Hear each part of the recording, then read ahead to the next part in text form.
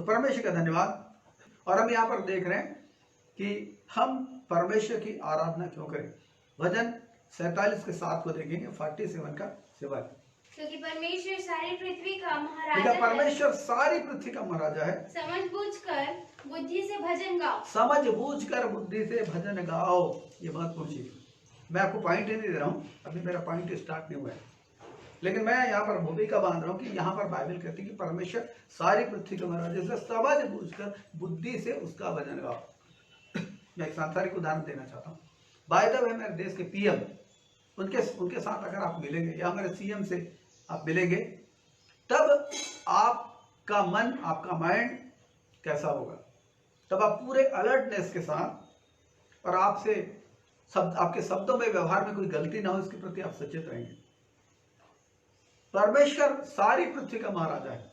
जब आप परमेश्वर से मुलाकात करते हैं, वो जो आपके पिता हैं, परमेश्वर, जिन्होंने खुद ये रिश्ता जोड़ा है कि हम उसके पुत्र कहलाएं, यीशु मसीह पर विश्वास करके, वो सारी पृथ्वी के महाराजा हैं। सारी पृथ्वी उसकी महिमा से भरपूर है। सारी पृथ्वी में सबसे अधिक आदर योग्य परमेश्वर हैं। उसके सामने हम जब खड़े होते हैं, उसके सामने जब हम बैठते हैं, उसकी आराधना करते हैं, तो हमारे मन की हालत, हमारी बुद्धि की हालत, हमारे विचारों की हालत क्या होती है? हम किस प्रकार से आराधना करते हैं? और वहां पर जरूरी है कि हम समझ बूझ कर बुद्धि के साथ, बुद्धिमानी के साथ या बुद्धि के साथ समझ बूझ कर, सोच समझ कर हम परमेश्वर की आराधना करें, परमेश्वर का भजन गाएं। ये हमारे लिए बहुत ही जरूरी है कि हम इस प्रकार से परमेश्वर की आराधना करें, समझ कर। तो मैं यहाँ पर उन्हीं चीजों को आपके सामने समझा रहा हूं कि कैसे हम समझ बूझ कर परमेश्वर की आराधना करें। इसलिए हम डिटेल में जा रहे हैं कि परमेश्वर की आराधना क्यों करते हैं। परमेश्वर के वचन के अनुसार हम यहाँ पर देखते हैं कि क्या कारण है।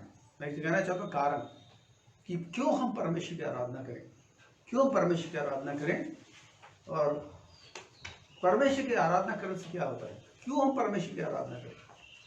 बहुत लोग जब प्रभु को ग्रहण करते हैं, यीशु मसीह को, बहुत उत्साह में रहते हैं, उत्साह से भरकर वो परमेश्वर की आराधना करते हैं, और उनका उत्साह इतना गहरा होता है कि वो बिल्कुल परमेश्वर के सिंहासन के समय सम्मुख अपने आप को हमेशा बना कर रखना चाहते हैं, अपनी मन स्थिति को।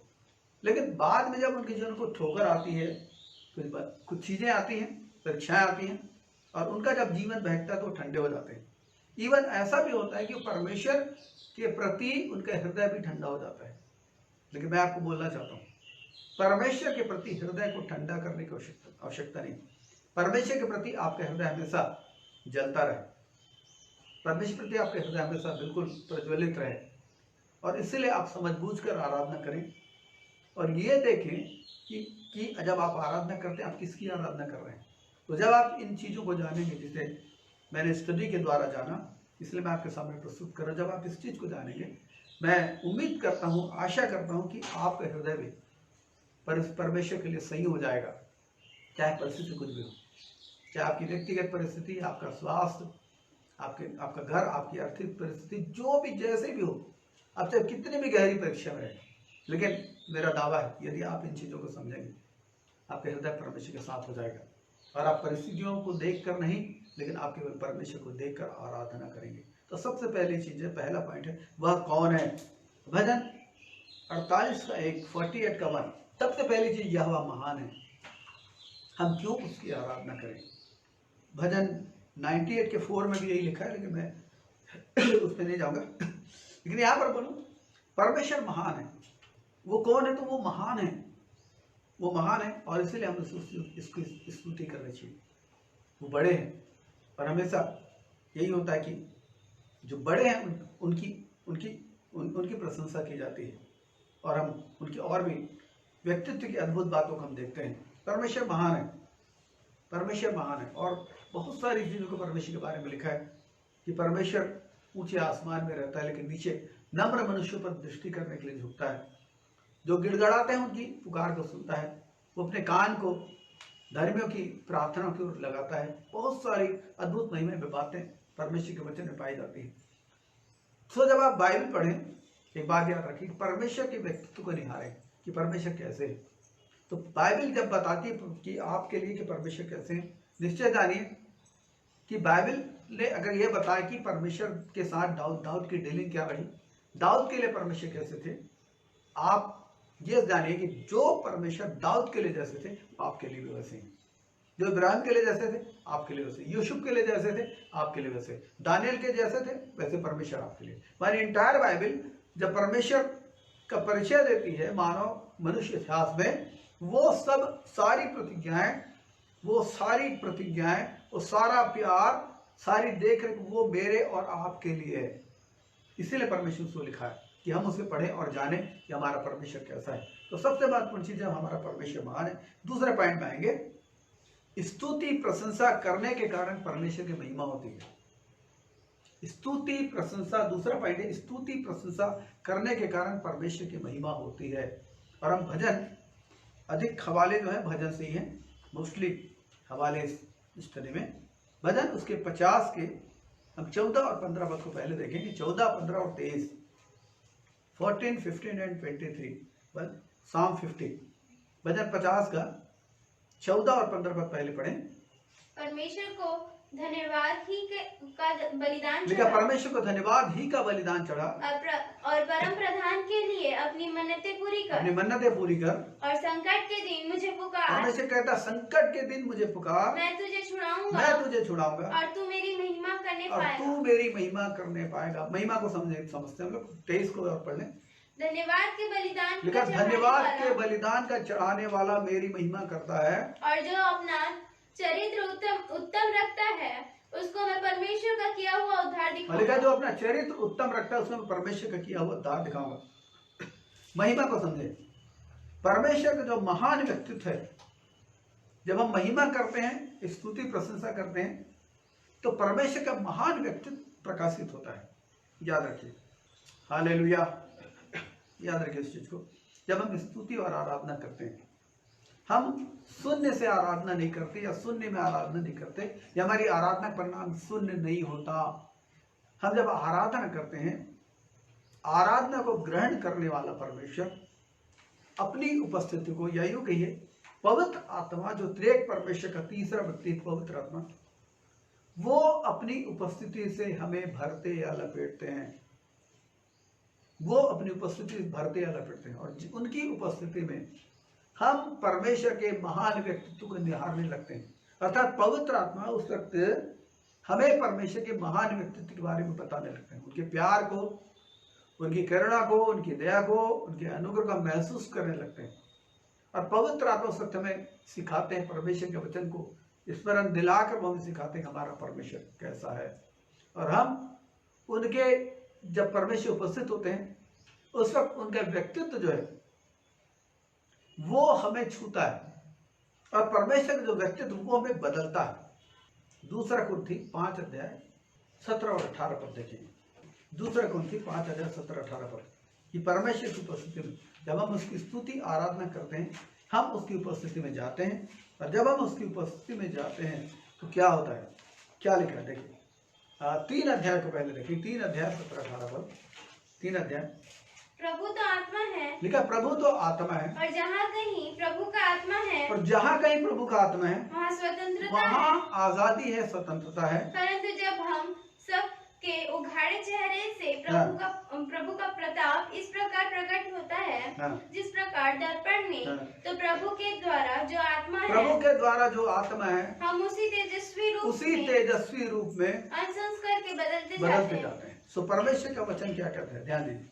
लिखा है कि जहां कहीं परमेश्वर का आत्मा वहां स्वतंत्रता है। तो परमेश्वर का आत्मा कहाँ है? तो मैं कहना चाहता हूं परमेश्वर का आत्मा आपके भीतर है। परमेश्वर का आत्मा आपके भीतर है। यदि आपने प्रभु को ग्रहण किया, पवित्र आत्मा आपके भीतर रहने आते हैं, और जब आप बपतिस्मा पाते हैं पवित्र आत्मा का, उसकी गहरी भरपूरी में जाते हैं, वो एक महिमा में एक्सपीरियंस है जहाँ पर आप पवित्र आत्मा की उपस्थिति को जानने लगते हैं। और ये पवित्र आत्मा जो उपस्थिति है, ये आपके जीवन को बदलने लगती है। ये पवित्र आत्मा की उपस्थिति आपको छूती है, परमेश्वर के व्यक्तित्व छूता है, और आपके विचार बदलते हैं, आपके विचारों में क्रांति आती है, आपके विचारों में परिवर्तन आता है, और फिर आपका जीवन बदलता चला जाता है। तो हमने देखा भजन 50 के 23 में कि परमेश्वर का धन्यवाद करने वाला मेरी महिमा करता है, और जो अपना चरित्र उत्तम रखता है उसको मैं परमेश्वर किया हुआ उद्धार दिखाऊंगा। यहाँ पर विशेष करके इस वचन का वास्तविक करते हैं कि यदि आप भूख और प्यास के साथ, यदि मैं और आप भूख और प्यास के साथ परमेश्वर की आराधना करते हैं, उनका व्यक्तित्व हमें छूता है, उनकी उपस्थिति हमें छूती है, उनकी उपस्थिति में पाई जाने वाली शांति हमें छूती है, उनकी उपस्थिति में पाई जाने वाली पवित्रता हमें छूती है। हमारे हृदय को पवित्र आत्मा कायल करते हैं कि हम उन बुराइयों से जो हमारे जीवन में काम करते छुटकारा पाकर हम परमेश्वर के समान पवित्र होने की एक लालसा हमारे जीवन में आती है। और ये होता है कि पवित्र आत्मा हमें छूते हैं, हमारा हृदय कायल होता है और पवित्र आत्मा का व्यक्तित्व हमें बदलता है। हमने इस पॉइंट को देखा, पहले पॉइंट को हमने देखा कि वो कौन है, वो महान है। दूसरे पॉइंट को हमने देखा कि स्तुति प्रशंसा करने के द्वारा परमेश्वर की महिमा होती है, माने परमेश्वर के का सामर्थ्य प्रकटीकरण हम पाते हैं। और मैं इसको बोलना चाहता हूँ तो प्रभु ने बोला कि जो जल मैं उसे दूंगा, पवित्र आत्मा के बारे में उन्होंने बोला, जो जल मैं उसे दूंगा उसके भीतर से वो अनंत काल तक प्यासा नहीं होगा, और जो जल मैं उसे दूंगा वो उसके भीतर से जीवन के जल की नदियां बहेंगी। आपको याद होगा ये यूहन्ना 4 उसके 14 में भी लिखा है, और 7वें अध्याय के उसके 37, 38 में लिखा है कि जो जल मैं उसे दूंगा वो उसमें से एक सोता बन जाएगा। ये जल कहाँ है? ये जल हमारे भीतर है, और स्तुति प्रशंसा के द्वारा ये जल हमारे भीतर से बाहर निकलता है। और यही जल है जो पवित्र आत्मा है। वो जितनी हम अधिक स्तुति करते हैं, जितनी हम हृदय की गहराई से कहना चाहिए हम परमेश्वर की स्तुति करते हैं, उसकी उपस्थिति हमारे चारों ओर फैलती है, ये हमारे भीतर से निकलती है। उनकी उपस्थिति हमारे चारों ओर फैलती है। जब उपस्थिति चारों ओर फैलती है, ये उपस्थिति हमारे विचारों को प्रभावित करती है, ये उपस्थिति हमारे व्यक्तित्व को प्रभावित करती है, हमारे निर्णयों को प्रभावित करती है, हमारे इच्छाओं को प्रभावित करती है और हमको बदलती है।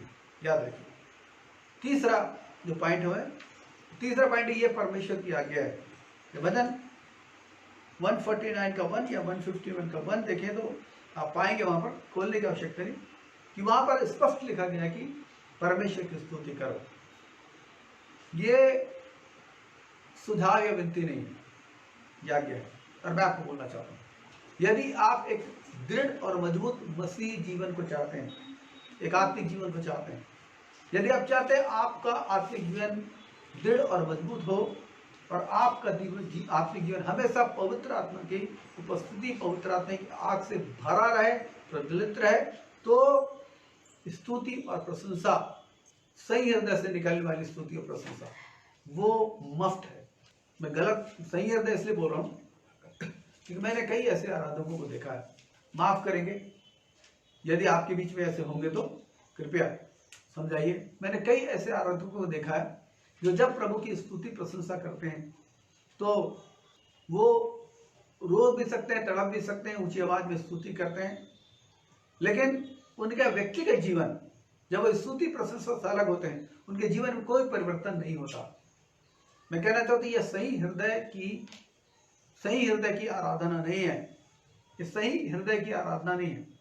क्योंकि जो सही हृदय की आराधना होती है, वो सही हृदय की आराधना हमारे व्यक्तित्व को बदलती है, आराधना में बदलती है, आराधना में छूती है, आराधना के द्वारा हमें छुटकारा मिलता है, आराधना के द्वारा हमें छुटकारा मिलता है, आराधना के द्वारा हम चंगाई पाते हैं, हमारा मन चंगा होता है, हमारे विचार चंगे किए जाते हैं, और जब हमारे विचार चंगे किए जाते हैं, ये हमारे आचरण को प्रभावित करता है, ये हमारे आचरण को प्रभावित करता है, ये हमें आत्मिक परिपक्वता की ओर लेकर जाता है। आत्मिक परिपक्वता जब हमारे जीवनों से वो सांसारिक बातें, वो शरीर की बातें वो खत्म होने लगती हैं, या वे धुईमी होने लगती है, वो खत्म होने लगती है, क्योंकि हमारे ऊपर परमेश्वर का व्यक्तित्व हावी होने लगता है, परमेश्वर का व्यक्तित्व स्थान पाने लगता है, कहना चाहिए।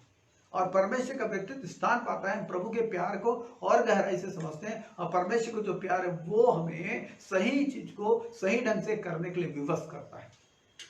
ये होता है आराधना में, कि परमेश्वर का प्रेम जो हमारे हृदय में डाला गया है वो उछलता है और वो हमें विवश करता है कि जब हमारे विचार सही हो तो हम अपना आचरण भी सही करें। ये सही आराधना है, क्योंकि आराधना हमेशा व्यक्तित्व को बदलती है।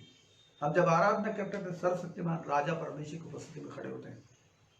तो आप इसे ध्यान से सोचिए, ध्यान से सुनिए और हम आगे बढ़ते हैं। क्यों परमेश्वर की स्तुति करें? तो पांचवा जो पॉइंट है वह है परमेश्वर की करुणा के कारण। परमेश्वर की करुणा के कारण।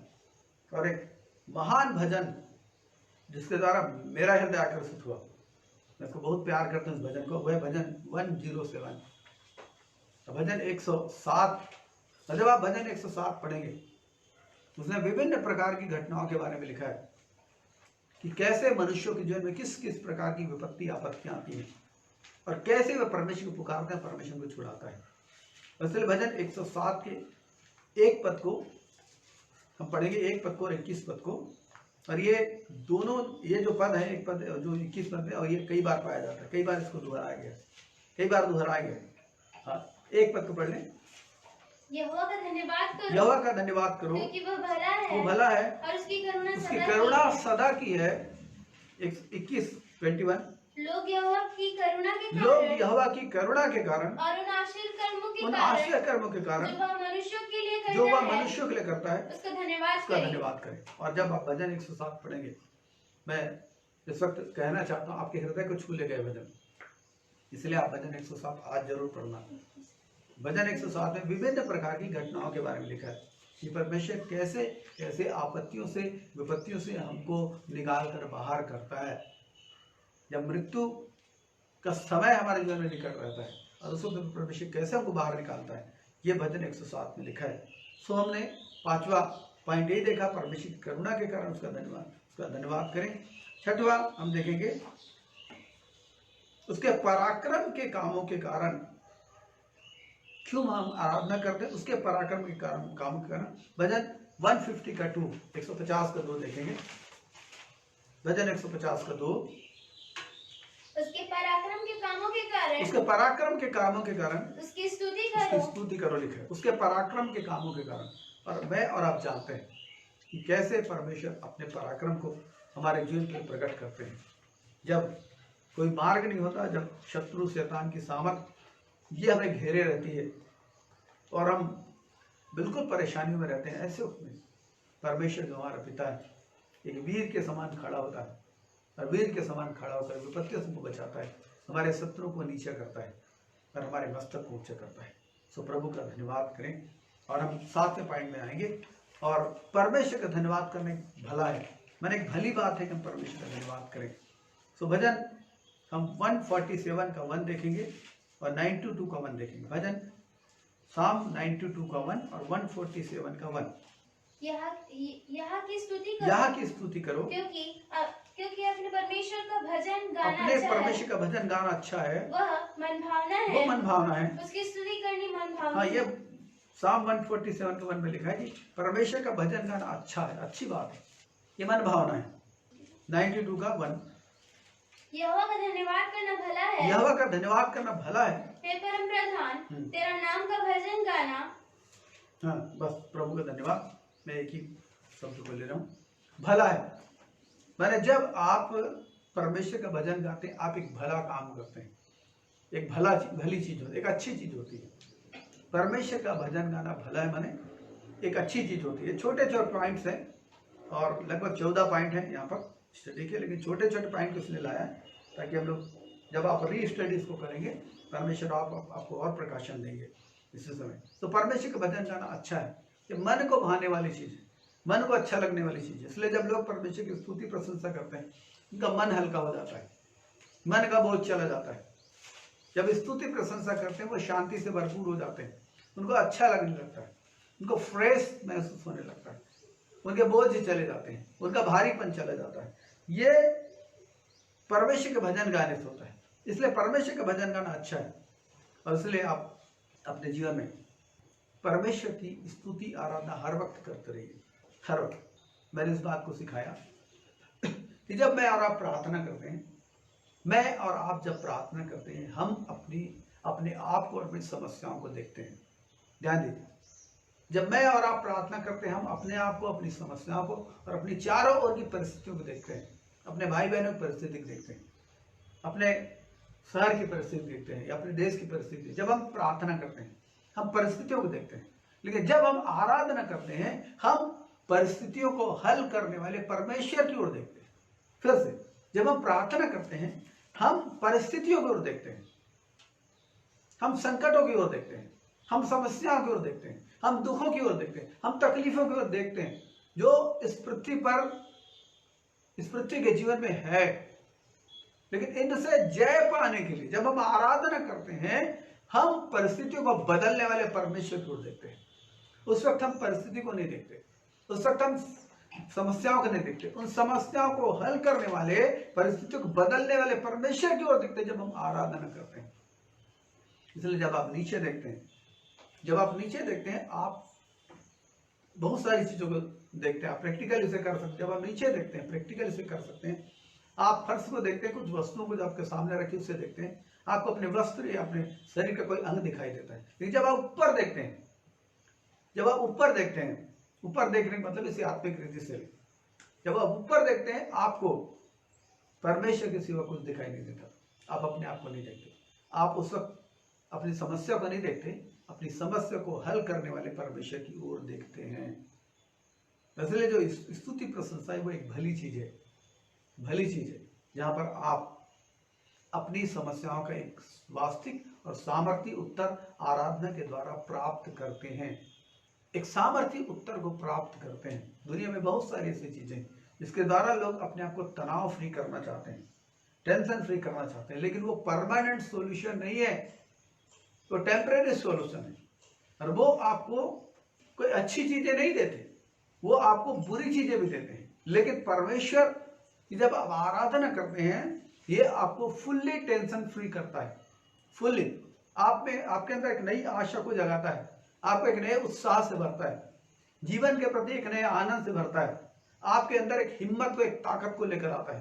क्योंकि जब मैं इस पृथ्वी पर आते, इस संसार में, ये सड़ा हुआ संसार है, ये ऐसा संसार है जहां पर समस्याएं हैं, ये शैतान के द्वारा एक अधिरोपित संसार है जो उसके कब्जे में है। और इस अंधकार से भरे हुए संसार में हम जलते दीपकों की नहीं रहते हैं, जलते दीपकों की नहीं। और एक दिए को जलने के लिए संघर्ष की जरूरत पड़ती है। हमारा संघर्ष हमारी आराधना है। इसलिए मैं आपसे कहना चाहता हूं, अपने मन को आराधना में तैयार कीजिए। इसलिए मैं कह रहा था क्योंकि परमेश्वर का धन्यवाद करना भला, इसलिए आप सोते जागते उठते बैठते चलते फिरते आप प्रभु की स्तुति के गीतों से भर जाइए, प्रभु की आराधना को मन में भर लीजिए। हमारा मन उस तरह का नहीं है कि हर वक्त प्रभु का धन्यवाद करें, लेकिन आप इस मन को ऐसा बना सकते हैं कि जब आप काम के क्षणों में हैं तो भी आपके हृदय आराधना करें। ऐसा हो सकता है, संभव है, यदि आपने अपना जीवन इसलिए लगाया कि आप प्रभु का धन्यवाद करें। आप अगर थोड़ी सी आत्मिक मेहनत करते हैं, जैसे आत्मिक मेहनत करता हूँ, यदि आत्मिक मेहनत करते हैं, आप देखेंगे आपके हृदय हर वक्त परमेश्वर की उपस्थिति के कारण आनंद से भरे रहेगा। आप तनाव से भरे नहीं रहेंगे, या तनाव के कारण यदि आपके जीवन में आएंगे, वो अधिक समय तक बने नहीं रहेंगे, वो आपके जीवन में राज्य नहीं करेंगे, वो आपको परास्त नहीं करेंगे, आपको गिराएंगे नहीं, आपको नष्ट नहीं करेंगे। और इसलिए बहुत ही महत्वपूर्ण चीज है कि आप अपने मन को, अपने हृदय को, विचारों को आराधना के आत्मा से भर लें, आराधना के भाव से भर लें, आराधना से भर लें, धन्यवाद से भर लें, एक पॉजिटिव वे में जाएं। और परमेश्वर ने जो कुछ आपके लिए किया उनका धन्यवाद करना शुरू करें।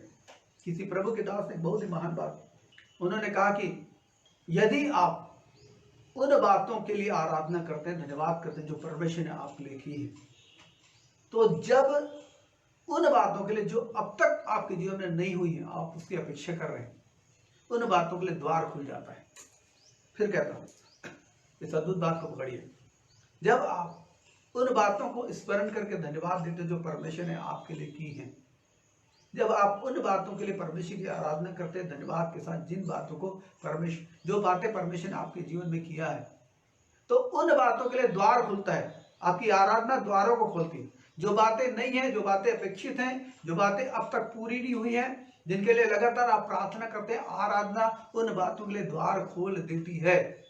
और ये चीजें आपको नकारात्मक चीजों से बचाती है, नेगेटिव चीजों से बचाती है।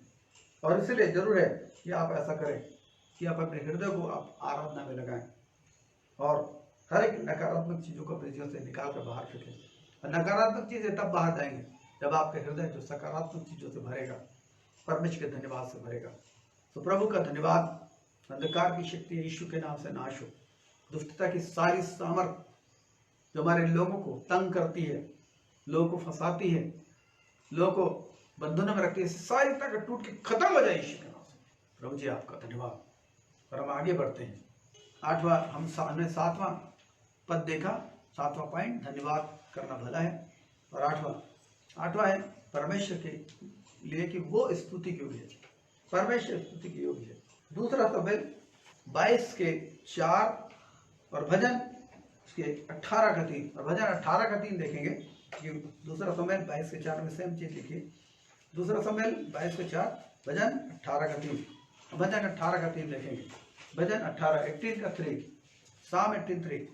मैं यहोवा को जो स्तुति के योग्य है पुकारूंगा। हाँ। इस प्रकार मैं अपने शत्रुओं से बचाया जाऊंगा। जब भी आप परमेश्वर की आराधना के विषय में देखते हैं, आप हमेशा वहां पर अपने जीवन में सुरक्षा और शांति को पाते हैं, अपने जीवन के लिए बदले में, जब आप परमेश्वर की आराधना करते हैं। और लिखा है वो परमेश्वर स्तुति के योग्य है।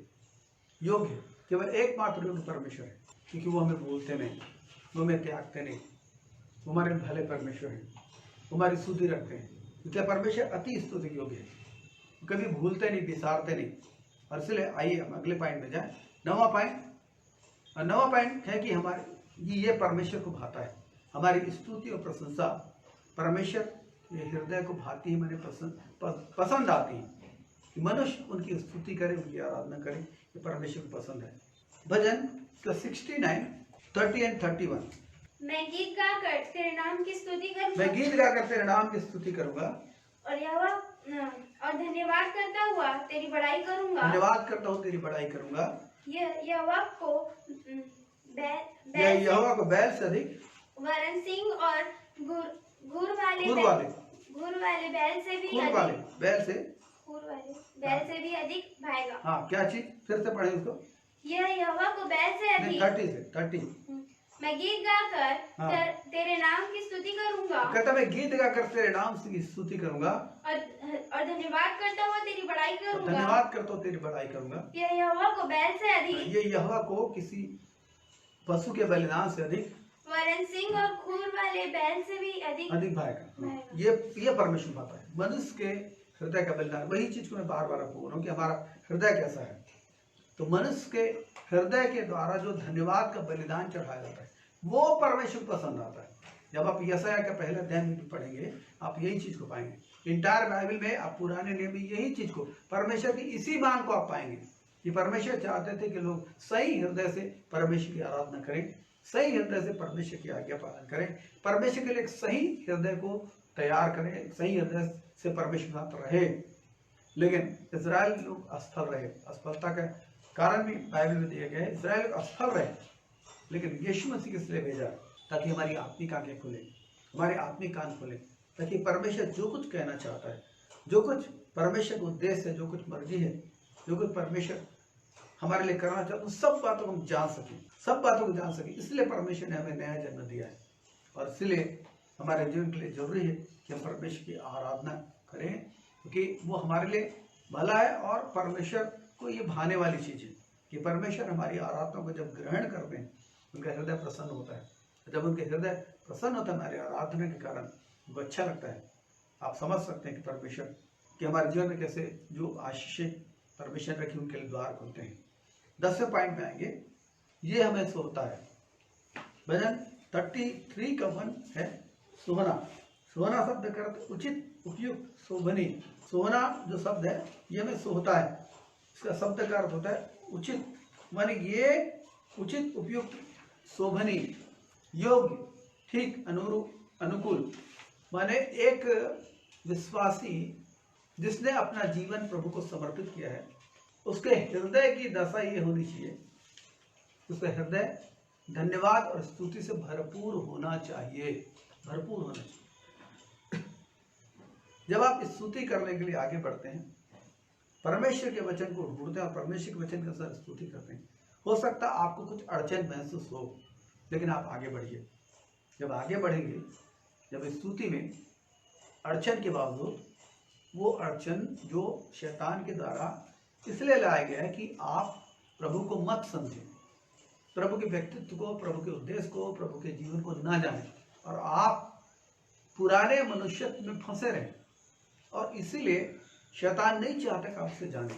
लेकिन जब आप ठान लेते हैं कि मैं स्तुति करूंगा, क्योंकि स्तुति प्रभु के लोगों से होती है, शोभायमान मुकुट के समान है हमारे लिए स्तुति। तो जब हम स्तुति करते हैं, ठान कर स्तुति करते हैं, आत्मिक बातों के लिए आपको प्रयत्न करने की आवश्यकता होती है। ये बात यहूदा की पत्री उसके 3-4 पद में लिखा है। आत्मिक बातों के लिए आपको प्रयत्न करने की आवश्यकता होती है।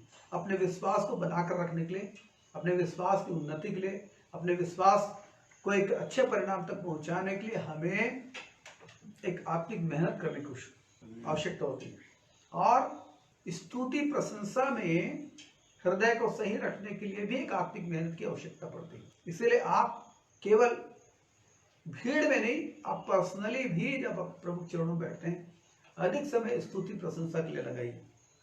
और परमेश्वर के वचन से निकालिए कि दाऊद परमेश्वर की स्तुति कैसे करता है, और दूसरे प्रभु के संत लोग, दास लोग, भविष्यवक्ता लोग परमेश्वर की स्तुति में किन किन शब्दों का इस्तेमाल करते हैं, उन शब्दों को आप अपनी स्तुति में इस्तेमाल कीजिए।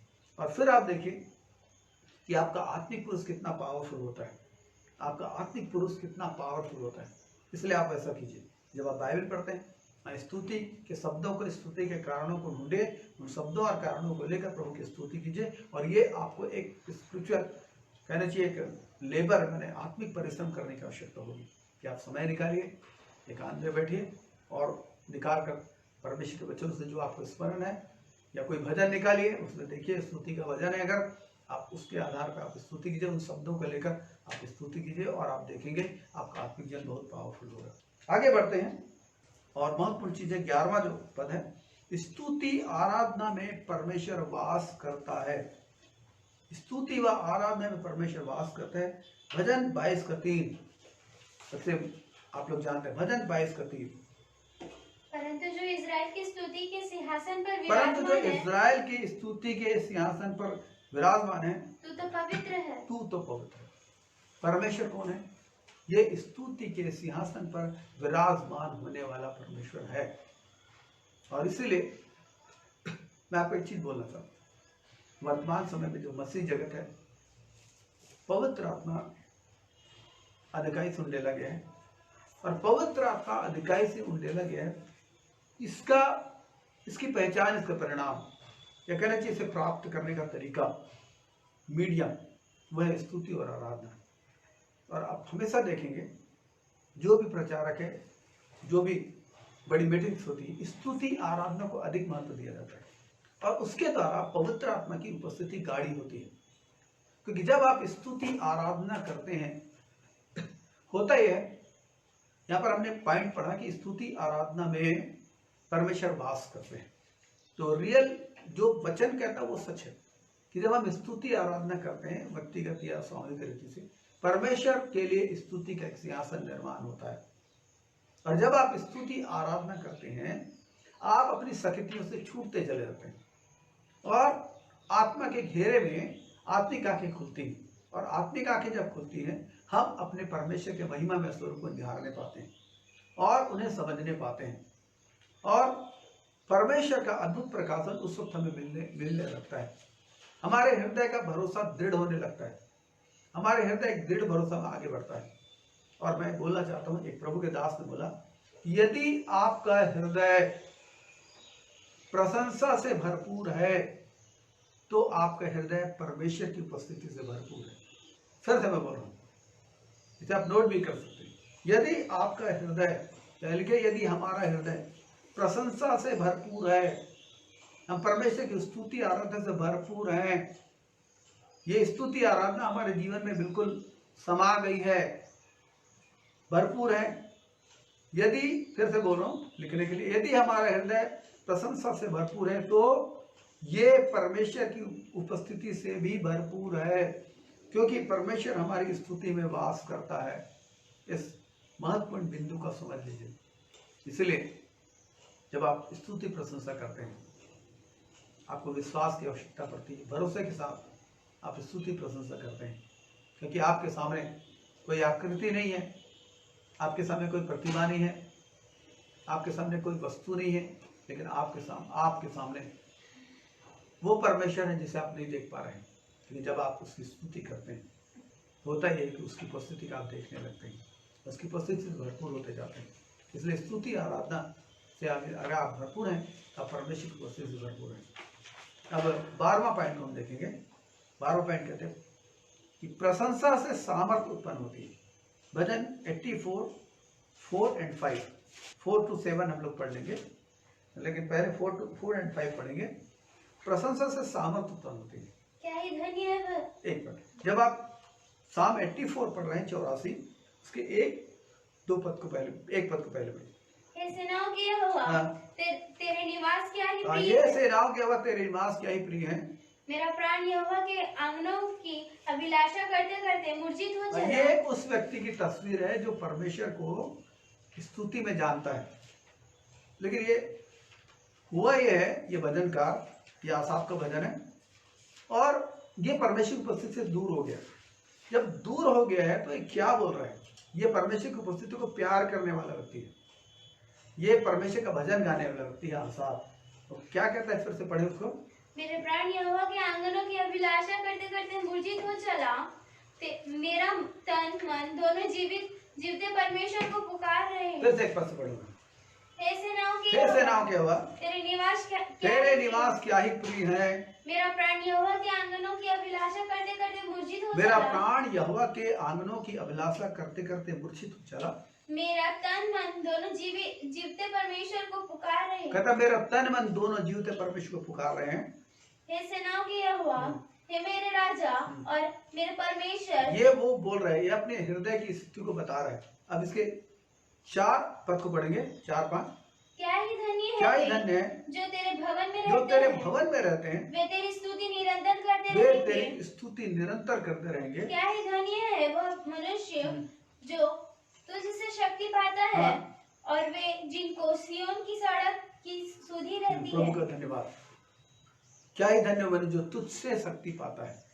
स्तुति प्रशंसा से सामर्थ्य उत्पन्न होती है, ताकत उत्पन्न होती है, जो हमारे जीवनों में आती है।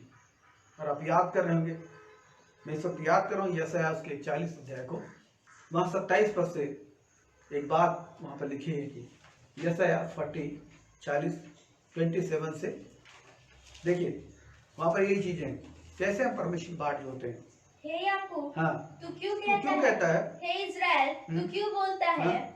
मेरा मार्ग यहोवा से छिपा है। मेरा परमेश्वर मेरे न्याय की कुछ चिंता मेरा नहीं परमेश्वर करता। मेरे न्याय की कुछ चिंता नहीं करता। क्या तुम नहीं जानते? क्या तुम नहीं जानता? क्या तुमने नहीं सुना? यहोवा जो सनातन परमेश्वर है और पृथ्वी भर का सृजनहार है, वह न थकता है, न श्रमित होता है। उसकी बुद्धि अगम है। वह थके हुओं को बल देता है और शक्तिहीन को बहुत सामर्थ देता है। तरुण तो थकते और श्रमित होते हैं, और जवान ठोकर खाकर गिरते हैं। परंतु जो यहोवा की बाट, इसे आप अपने बाइबल में अंडरलाइन कर लीजिए। परंतु जो यहोवा की बाट जोते हैं, वे नया बल प्राप्त करते जाएंगे। बस ये देखो, जो यहोवा की बाट जोते हैं। और अब बाट कहाँ जोते हैं?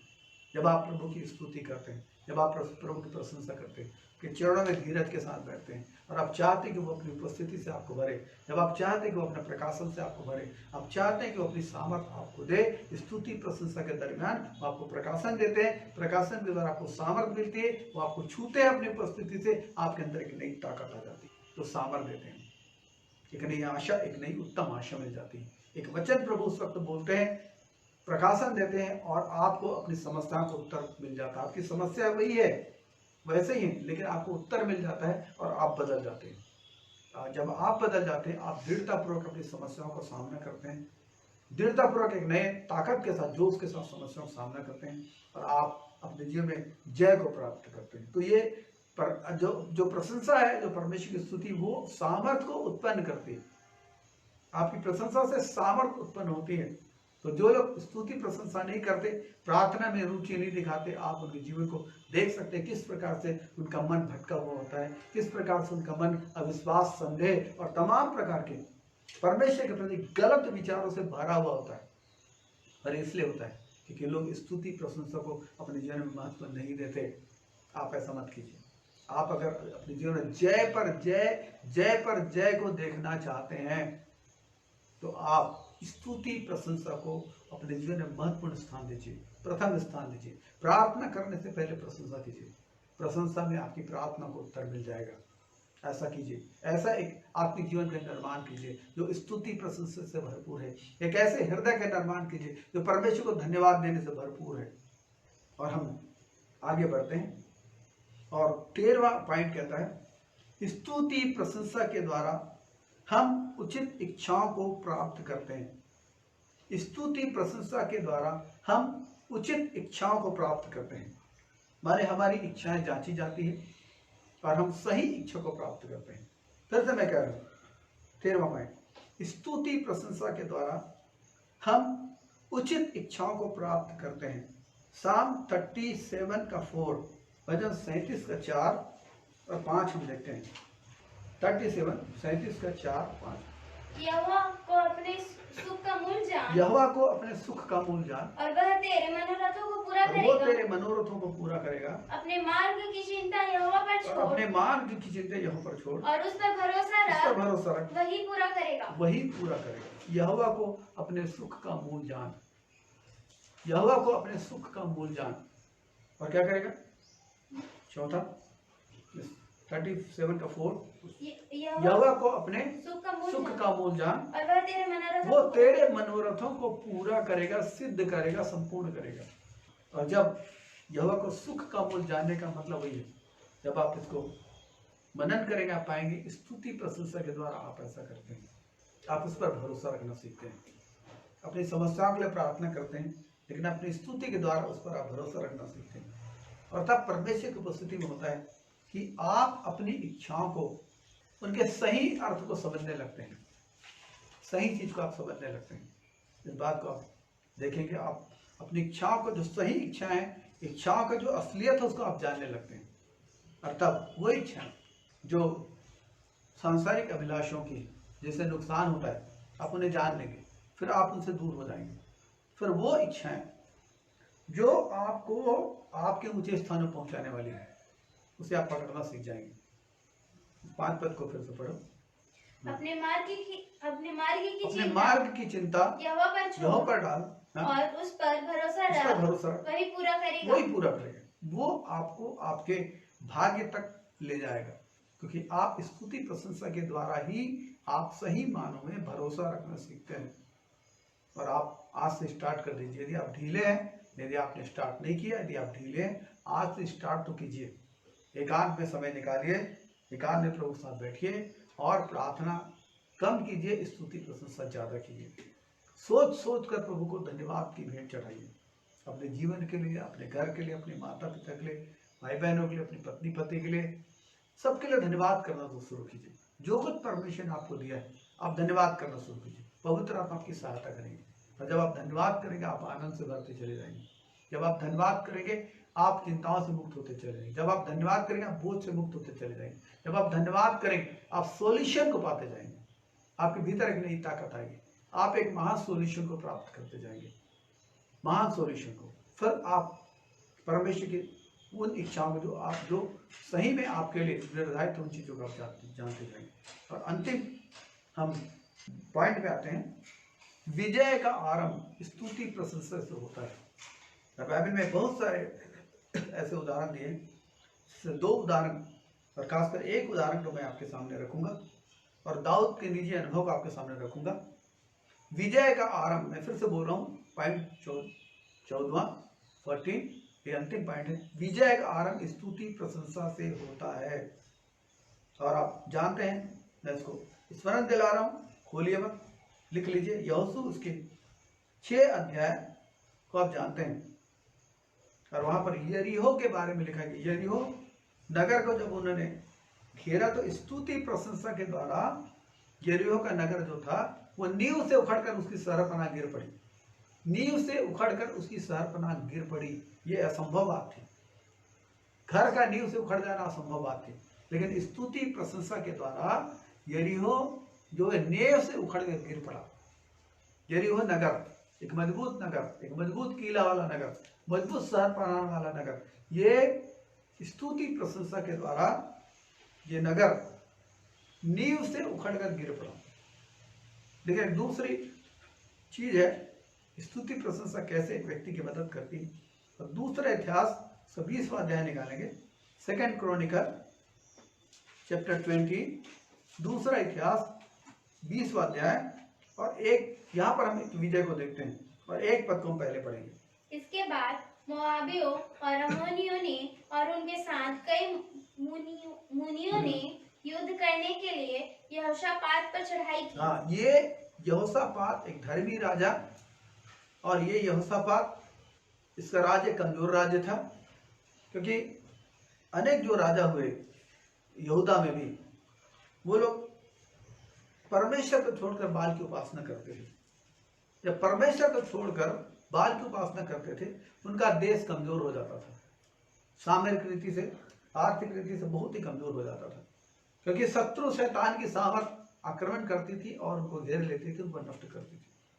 और जब यहोशापात के हाथ में राज्य है, ये एक कमजोर राज्य था, और कमजोर राज्य को दबाने के लिए कई सारे राजाओं ने मिलकर, यहाँ पर हमने देखा, यहोशापात पर चढ़ाई की और यहोशापात डर गया। अब 5 और 6 पद को पढ़ेंगे। यहोशापात ने प्रार्थना आरंभ की, लोगों को उसने इकट्ठा किया और प्रार्थना आरंभ की। क्या लिखा? देखिए, तब यहोशापात यहोवा के भवन में नए आंगन के सामने यहूदियों और यरूशलेमियों की मंडली में खड़ा होकर यह कहने लगा, बस ये पढ़े, ये प्रार्थना स्टार्ट की उसने। अब 14 पद को पढ़े, इस प्रार्थना का परिणाम क्या हुआ? 14। तब आसाफ के वंश में से अहीजेल नामक एक लेवी जो जकरिया का पुत्र और बनियाह का पोता और मत्तन्याह के पुत्र गीएल का परपोता था, उसमें मंडली के बीच यहोवा का आत्मा समाया। उसमें मंडली के बीच यहोवा का आत्मा समाया। अगला पद। तब वह कहने लगा, हे सब यहूदियों, हे यरूशलेम के रहने वालों, हे राजा यहोशापात, तुम सब ध्यान दो। यहोवा तुमसे यूं कहता है, तुम इस बड़ी भीड़ से मत डरो, और तुम्हारा मन कच्चा न हो, क्योंकि युद्ध तुम्हारा नहीं है। 15 पद ही को पढ़ेंगे, फिर 17 पद पढ़ेंगे, 16 पद छोड़ के। परमेश्वर का है। हाँ, युद्ध तुम्हारा नहीं, परमेश्वर का है। 17 पद। इस लड़ाई में तुम्हें लड़ना ना होगा। परमेश्वर ने उनको बोला, इस लड़ाई में तुम्हें लड़ना ना होगा। हे यहूदा और हे यरूशलेम, ठहरे रहना और खड़े रहकर यहोवा की ओर से अपना बचाव देखना। ये परमेश्वर को बोला। अब 20 से 22 पद को पढ़ेंगे। वे सवेरे उठकर तोकुआ के जंगल की ओर निकल गए और चलते समय यहोशापात ने खड़े होकर कहा, हे यहूदियों, हे यरूशलेम के निवासियों, मेरी सुनो, अपने परमेश्वर यहोवा पर विश्वास रखो, तब तुम स्थिर रहोगे। उसके नबियों की प्रतीति करो, तब तुम कृतार्थ हो जाओगे। तब उसने प्रजा के साथ सम्मति करके कितनों को ठहराया, जो कि पवित्रता से शोभायमान होकर हथियारबंदों के आगे आगे चलते हुए यहोवा के गीत गाएं, और यह कहते हुए उसकी स्तुति करें। यहोवा का धन्यवाद करो, क्योंकि उसकी करुणा सदा की। ये गीत गाते हुए चले। 24 पद पढ़े। 24। जब यहूदियों ने जंगल की चौकी पर पहुंचकर उस भीड़ की ओर दृष्टि की, तब क्या देखा कि वे भूमि पर पड़े हुए शव हैं, और कोई 23 पद पढ़े। 23 क्योंकि अम्मोनियों और मोआबियों ने सेईर की पहाड़ी देश के निवासियों को डराने और सत्यानाश करने के लिए उन पर चढ़ाई की। और जब वे सेईर की अब 24 पर पढ़े चले। जब यहूदियों ने जंगल की चौकी पर पहुंचकर उस भीड़ की ओर दृष्टि की, तब क्या देखा कि भूमि पर पड़े हुए सब हैं और कोई नहीं बचा। तब यहोशापात और उसकी प्रजा लूट लेने को गए और शवों के बीच बहुत सी संपत्ति और मनभावने गहने मिले। और उन्होंने इतने गहने उतार लिए कि उनको ना ले जा सके। इतनी बड़ी लूट उन्होंने पाई। कैसे? उन्होंने प्रार्थना की, परमेश्वर ने एक नबी के द्वारा उनसे बातचीत की, नबी की उन्होंने प्रतीति की, और नबी की जब प्रतीति किया उन्होंने अपने हथियारबंद सैनिकों के आगे उन्होंने गीत गाने वाले याजकों को रखा। जब वो गीत गा रहे थे, परमेश्वर उधर उनकी तैयारी कर रहे थे। जब आप प्रार्थना करते हैं, परमेश्वर आपके लिए तैयारी करते हैं। जब आप गीत गाते हैं, परमेश्वर आपके लिए युद्ध लड़ते हैं। जब आप प्रशंसा करते हैं, परमेश्वर आपके लिए युद्ध लड़ते हैं। ये बात बार बार आप बाइबल में देखेंगे कि परमेश्वर आपके लिए इंतजाम करते हैं जब आप प्रशंसा करते हैं, जब आप प्रभु की स्तुति करते हैं। अब मैं आपके सामने दाऊद के अनुभव को बांटना चाहता हूँ। दाऊद ने एक सिद्धांत को निकाला, क्योंकि दाऊद के बारे में आप जानते हैं कि वो एक मधुर भजन गाने वाला व्यक्ति था, परमेश्वर की स्तुति प्रशंसा करने वाला व्यक्ति था, और परमेश्वर की स्तुति प्रशंसा करता हुआ उसमें डूबने वाला व्यक्ति था। और जब वो डूब जाता था तो भविष्यवाणी के वचन उसको दिए जाते थे। पवित्र आत्मा की उपस्थिति में डूब जाता था, प्रभु की स्तुति करता हुआ पवित्र आत्मा को उसे डूबता था, अतः पवित्र आत्मा के द्वारा उसको भविष्यवाणी के वचन दिए जाते थे। और आपको बता दूं मैं कि मसीह के बारे में, यीशु मसीह के बारे में सबसे ज्यादा प्रकाशन दाऊद के पास है। दाऊद ने दिया, दाऊद के भजनों में है सबसे ज्यादा प्रकाशन। और इसका कारण यह है कि दाऊद परमेश्वर की उपस्थिति में डूबने वाला व्यक्ति था। और परमेश्वर की उपस्थिति में डूबने का माध्यम स्तुति और प्रशंसा, परमेश्वर से जय प्राप्त करने का कारण है। अपनी समस्या पर जय पाने का जो उपाय हुए स्तुति प्रशंसा। हम देखेंगे भजन 5 और 11 को, भजन 40 के 16 को, और भजन 70 के 4 को। ये तीनों भजन में और भी कई स्थानों पर है, मैंने केवल 3 हवाले लिए हैं। और यहाँ पर आप जय को देखेंगे दाऊद किस प्रकार के सिद्धांत के बारे में बोल रहे हैं। स्तुति प्रशंसा का सिद्धांत क्या है? भजन 5 का 11, 5 का 11, 40 का 16 माने 40 का 16, और 70 का 4 माने 70 का 4। ये तीनों स्थान पर एक ही सिद्धांत को दाऊद ने बोला। और हम केवल 2 ही हवाले को देखेंगे, 5 के 11 को और 40 के 16 को। परंतु जितने तुझ पर भरोसा रखते हैं, वे सब आनंद करें, वे सर्वदा ऊंचे स्वर से गाते रहें, और सर्वदा ऊंचे स्वर से गाते रहें, क्योंकि तू उनकी रक्षा करता है, तू उनकी रक्षा करता है, और जो तेरे नाम के प्रेमी हैं, और जो तेरे नाम के प्रेमी हैं, तुझ में प्रफुल्लित हो। 40 के 16 को। परंतु जितने तुझे ढूंढते हैं, वे सब तेरे कारण हर्षित आनंदित हो, जो तेरा किया हुआ उद्धार चाहते हैं। इसको आप अंडरलाइन कर सकते हैं, जो तेरा किया हुआ उद्धार चाहते हैं। वे निरंतर कहते रहे, यहोवा की बड़ाई। और यही वो करता था दाऊद। और दाऊद से हम इस बात को सीख सकते हैं, जो परमेश्वर से उद्धार पाने की आशा रखते हैं, उत्तर पाने की आशा रखते हैं, सामर्थ पाने की आशा रखते हैं, वो निरंतर बड़ाई करें और निरंतर परमेश्वर की स्तुति करें। तो आज हमने इस चीज को सीखा, स्तुति प्रशंसा के बारे में थोड़े विस्तार से जो कुछ मेरा अध्ययन था मैंने आपको सिखाने की कोशिश की। मैं आशा करता हूं कि इस अध्ययन से आपको लाभ होगा। और मैं वही चाहता हूं कि आप स्तुति प्रशंसा को अपने हृदय का, अपने मन का श्रृंगार बनाइए, श्रृंगार सजा लीजिए अपने हृदय को। तब आप देखेंगे दुनिया की समस्याएं, शैतान के आक्रमण, निराशाएं, हताशाएं, ये आपको गिरा कर नष्ट नहीं कर सकती। चाहे आपकी परिस्थिति कुछ भी होगी, लेकिन आप जय में चलेंगे, और जय में चलेंगे, जय प्राप्त करेंगे। आइए हम लोग प्रार्थना में जाएं। धन्यवाद देता हूँ प्रभु, अनेक भाई बहनों को आपने आज के अध्ययन को ध्यान से सुनने के द्वारा आपने उनको तसल्ली दी है प्रभु जी, उन्हें शांति दी है प्रभु जी। खुदा यीशु मसीह में आपका धन्यवाद देता हूँ।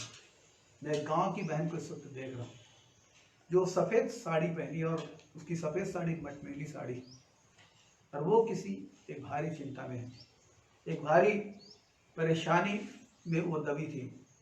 लेकिन इस वक्त मैंने देखा कि जैसे उसने इस विषय को सुना, वो अपने स्थान से खड़ी हो गई और उसके अंदर एक नया उत्साह, एक नई आशा गई कि वो स्तुति प्रशंसा के द्वारा वो जय को पा सकती है। उसे एक नया बल मिला। प्रभु का धन्यवाद। प्रभु यीशु मसीह, जो कुछ भी उस बहन की समस्या है, खुदा उसका आप हल कीजिए। और उसकी समस्या ये है कि वो अपने बच्चे की शादी कराना चाहती है। प्रभु जी, आप उसकी सहायता करें ताकि ऐसा हो सके। प्रभु जी, उसकी समस्या, ऐसे देखता हूँ उसका घर ठीक नहीं है। उसका घर जो है वो एक कच्चा घर है और वो चाहती कि उसके घर जो है वो बहुत मरम्मत के योग्य है। परमेश्वर, आप उसकी सहायता करें। इसका घर प्रभु जी अच्छे से मरम्मत होने पाए। पिता खुदा आसमानी, वो आपकी शांति सुकून को प्राप्त करे। आज आपने उसे छुटकारा दिया है प्रभु जी, आप उसकी सहायता करें स्वामी, ताकि उसका जीवन, उसका घर, उसका बेटा, खुदा आसमानी जो भी उसके है प्रभु जी, वो ऐसे ना रहने पाता, लेकिन यीशु के नाम से जो कुछ उसने ठाना है उसे पूरा करें। अंधकार की शक्ति का सारा काम खत्म होता, दुष्टता की सारी सामर्थ नाश होता है खुदा यीशु के नाम से। पता उनके जीवन को, उनके खेती बाड़ी को, उनके सब कुछ को पता यीशु के नाम से हम आशीष देते हैं। आप दया करें, करुणा करें प्रभु जी। हर एक भाई बहनों को आपके लो में समर्पित करते पिता, हर एक भाई बहनों को प्रार्थना करते यीशु के नाम से। हर एक भाई बहन के जीवन को पिता खुदा के नाम से पिता आप सामर्थ और आनंद से भरे प्रभु जी। वरन दे प्रभु जी, हर एक भाई बहन पर अनुग्रह करें कि पिता एक पिता जी एक सामर्थ्य आत्मिक जीवन के लिए प्रभु जी। मेरे परमेश्वर लोग प्रभु जी खुदा आसमानी प्रभु जी एक स्तुति प्रशंसा का एक मेरे परमेश्वर पिता गढ़ अपने जीवन में बनाने पर, तैयार करने पर, स्तुति प्रशंसा का गढ़, एक ऐसा मजबूत गढ़ जहाँ परमेश्वर वास करे, और ऐसा मजबूत गढ़ जिसे शैतान आसानी से न गिरा सके, ऐसा मजबूत गढ़ खुदा आसमानी प्रभु जी। और आप इस बात को बता रहे हैं कि जिस स्थान पर स्तुति प्रशंसा का गढ़ जिस मन में होता है प्रभु जी, स्वर्गदूतों के द्वारा आप उसकी सहायता करते हैं। हो सकता है उसका जीवन अंधकार में चले, लेकिन उसके लिए ज्योति आप नियुक्त करके रखते हैं प्रभु जी, रोशनी को नियुक्त रखते हैं। मैं आपका धन्यवाद करता, मैं आपकी स्तुति करता खुदा दुश्मन पे भाई बहनों के सामने आप साथ आपकी चुना माता, और हर एक शैतान के गढ़ प्रभु जी जो चिंता के रूप में, परेशानी के रूप में प्रभु जी, दबाव के रूप में, अविश्वास के रूप में, संदेह के रूप में पाया जाए, सब टूट के खत्म हो जाए। ईश्वर भाई बहन जीवन से खत्म हो जाए प्रभु। हर एक वो बातें पिता जो दुष्टता की बातें, छल की बातें प्रभु जी, जो सांसारिक अभिलाषा है प्रभु जी, खुदा आसमानी सांसारिक तौर तरीके विचार है पिता, सब टूट के खत्म हो जाए प्रभु जी। प्रभु जी, लोग सीधे मन से, सच्चे मन से आपके साथ अपने संबंध को निर्माण करें प्रभु जी। हाँ प्रभु जी, खुदा यीशु के नाम से हर एक बोझ जाता रहे, हर एक मेरे पिता संसार का बोझ जाता रहे, संसार की चिंताएं जाते रहे, संसार के तौर तरीके जाते रहे प्रभु जी, संसार के व्यवहार जाते रहे प्रभु जी, संसारिक और सारिक मेरे पिता एटीट्यूड्स खत्म हो प्रभु जी। और खुदा सुनाए मेरे परमेश्वर प्रभु जी, पवित्र आत्मा का गहरी उपस्थिति हो प्रभु जी, और पवित्र आत्मा की गहरी उपस्थिति को हमेशा साथ रखने के लिए लोग प्रभु जी स्तुति प्रशंसा के जीवन को पिता तैयार करें पिता, भाई बहनों की सहायता करें प्रभु जी, सहायता करें मेरे परमेश्वर, क्योंकि हमारे जीवन के लिए मेरे पिता इस पृथ्वी पर पिता ये महत्वपूर्ण चीज है प्रभु जी कि हम पिता आपकी उपस्थिति में रहें प्रभु जी। और इसलिए हर एक के जीवन को आप अनुग्रह करें पिता के लोग मेरे परमेश्वर स्तुति प्रशंसा का जीवन निर्माण करें।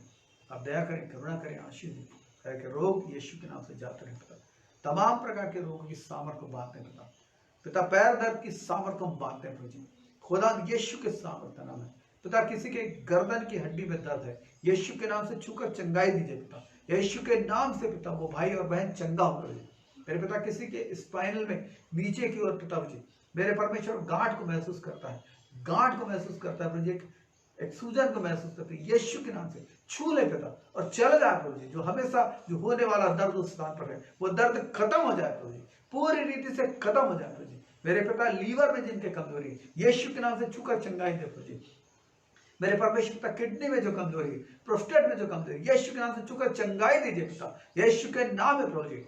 खुदा आसमान में यीशु के नाम में पिता, एक भाई को पिता पेशाब में तकलीफ होती है, यीशु के नाम से छुए प्रभु जी, छुए पिता, पेशाब की तकलीफें दूर हो प्रभु जी, दूर हो यीशु के नाम से, प्रोस्टेट की तकलीफ दूर हो प्रभु जी, यीशु के नाम से सब कुछ सामान्य होने पाए, सब कुछ सही होने पाए, सब कुछ एकदम सही होने पाए यीशु के नाम से। पैरों का दर्द चला जाए प्रभु जी यीशु के नाम से, घुटनों का दर्द चला जाए प्रभु जी, जॉइंट्स में चले जाए पिता यीशु के नाम से प्रभु जी। हर एक प्रकार का मानसिक दबाव, तनाव की ताकत चली जाए प्रभु जी, यीशु के नाम में चली जाए मेरे परमेश्वर, यीशु के नाम से अंधकार की सामर्थ खत्म हो जाए प्रभु जी।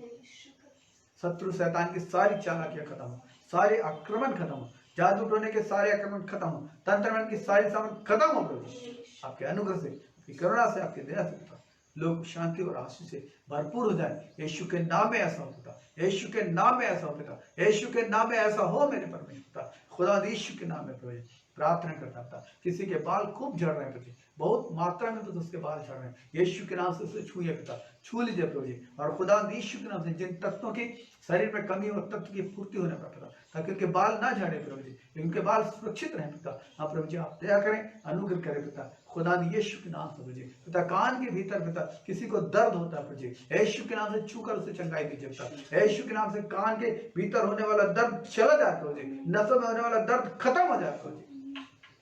यीशु मसीह आप दया करें, यीशु मसीह आप करुणा करें, अनुग्रह करें पिता। खुदा यीशु के नाम से, खुदा यीशु के नाम से, खुदा यीशु के नाम, पैरों की नसों को छू लीजिए पिता, पैरों की नसों को छू लीजिए प्रभु जी, पैरों की नसों को छू लीजिए पिता। नसों में होने वाले दर्द खत्म हो जाए प्रभु जी, खत्म हो जाए यीशु के नाम से। आपकी दया हो प्रभु जी, हर एक को संभाले, पूरी कलीसिया को संभाले। आप दया करें, करुणा करें, अनुग्रह करें कि आने वाले वक्त में प्रभु जी लॉकडाउन की स्थिति पिता और भी नॉर्मल हो प्रभु जी, ताकि कलीसिया के हर एक भाई बहन इकट्ठे होकर पिता आराधना कर सके। कोरोना की सारी ताकत हमारे देश से खत्म हो प्रभु जी, कंट्रोल हो पिता और खत्म हो प्रभु जी। संक्रमण जो बढ़ता जा रहा है यीशु के नाम से पूरे देश कंट्रोल होता, किसी की मौत न हो प्रभु जी, यीशु के नाम से पिता हर एक को एक नई जिंदगी दीजिए पिता। आप दया करें, हमें शहर को संभाले। महिमा और आदर हम आपको देते हैं, धन्यवाद देते हैं हर एक बातों के लिए, आपके चरणों में सब बातों को समर्पित करते हैं। धन्यवाद के साथ अपने सब भाई बहन को बलवंत लोगों को समर्पित करते हैं। हम आपका धन्यवाद देते हैं, अंधकार की शक्तियों पर पिता पैर को रखते हैं, उसे नष्ट करते हैं पिता। खुदा उसने हर एक भाई को धन्यवाद देते हैं, महिमा आदर आपको देते हैं, सबको आपके चरणों से समर्पित करते हैं। बच्चों को आशीष देते हैं मेरे परमेश्वर, उत्तम स्वास्थ्य निवेद पिता और आपकी दया सब बातों में महिमा आदर आपको मिले। धन्यवाद के साथ मृत्यु उद्धार करता यीशु मसीह के मीठे नाम से मांगते हैं, आमीन।